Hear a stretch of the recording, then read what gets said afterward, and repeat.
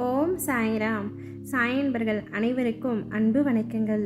என் அன்பு குழந்தையே, வாழ்க்கை என்னும் பாதையில் பெரிய குழியில் தடுக்கி விழுந்தவுடன் இத்துடன் நம்முடைய கதை முடிந்தது என்று நீ கருதக்கூடாது. குழியில் இருந்து மேலே வருவது எப்படி என்று தான் எண்ண வேண்டும். இடையூறுகள், அயப்பாடுகள், துன்ப துயரங்கள் போன்றவை எல்லா மனித வாழ்விலும் வருவது இயல்புதான். ஆனால் சிலர் அதிலே துவண்டு வாடி விடுகின்றார்கள். அப்படிப்பட்டவர்கள் தோல்வியை தழுவுவது தவிர்க்க முடியாதது. ஆனால் வெற்றியாளர்கள் எத்தகைய இக்கட்டான சூழ்நிலையையும் கடந்து போய்விடுவார்கள். எதையாவது சாதிக்கும் முயற்சியில் இறங்கினால் தடைகள் உறுதியாக குறுக்கிடத்தான் செய்யும்.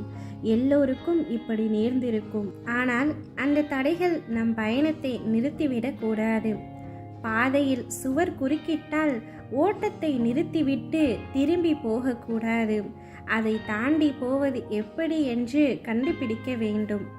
வெற்றியெல்லாம் எடுத்தவுடன் கிடைத்து விடுவது இல்லை. இடையிடையே தடைகள், மனசோர்வை உண்டாக்கக்கூடிய நிகழ்ச்சிகள், இன்ன பிற சிக்கல்கள் எல்லாம் ஏற்படும். அதனால் தளர்ச்சி கொள்ளக்கூடாது. உனக்கு ஏற்படும் சிக்கல்கள்தான் உன்னை நின்று நிதானமாக யோசித்து சிந்திக்க செய்கின்றன. அடுத்த அடியை எப்படி, எவ்வளவு அழுத்தத்தோடு எடுத்து வைக்க வேண்டும் என்பதற்கு அத்தகைய தடைகள் கூட நமக்கு தேவைதான். வெற்றி பெற்றவர்களை கேட்டுப்பார். அப்பப்பா, என்னுடைய முன்னேற்றத்துக்குத்தான் எத்தனை தடைகள் இருந்தாலும் நான் மனம் தளரவில்லை, சளைக்காமல் முயன்றேன், அதனால் இன்று இந்த நிலையில் வாழ்கின்றேன் என்பார்கள். பயணம் செய்யும் பொழுது வழியில் கல்லும் முள்ளும் இருக்கத்தான் செய்யும். நாம் தான் பார்த்து நடக்க வேண்டும். தவறி போய் முள் குத்தினாலும் அதை பிடுங்கி எறிந்துவிட்டு பயணத்தை தொடர வேண்டியதுதான். அதற்காக அங்கேயே அமர்ந்து விடுகிறோமா என்ன? நம்மை தொல்லைகள், துன்பங்கள், தடைகள், ஏமாற்றங்கள், துரோகங்கள் குறுக்கிடும் பொழுது துவண்டு விடாதே. அதுதான் வாழ்க்கை என்று உன்னுடைய திறமைகளுக்கு நீயே முற்றுப்புள்ளி வைக்காதே. அதையும் மீறி என்னால் முடியும், எதிர்கொள்ள முடியும் என்ற மன உறுதியுடன் சிகரத்தினை நோக்கி சலிப்பின்றி பயணம் செய் தங்கமே. நிச்சயம் நீ வெற்றி பெறுவாய். நீ எழுந்து நின்றுவிட்டால் போதும்.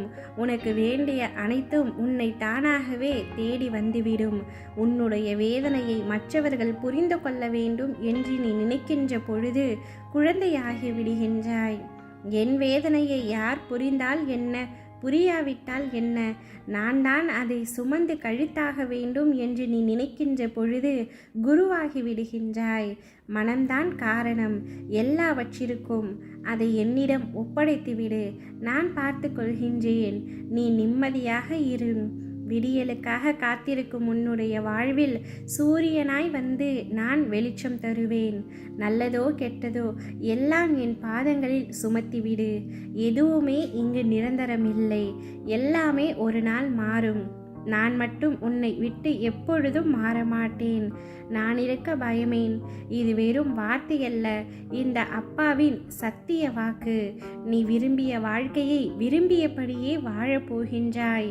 உன்னோடு நான் இருக்கின்றேன் என்பதை முழுமையாக உணர்ந்து கொள்ளும் தருணமும் நேரமும் வரப்போகின்றது. உனக்கான நல்ல நேரம் தொடங்கிவிட்டது என் தங்கமே. அனைத்திற்கும் தொடக்கமும் உண்டு, முடிவும் உண்டு.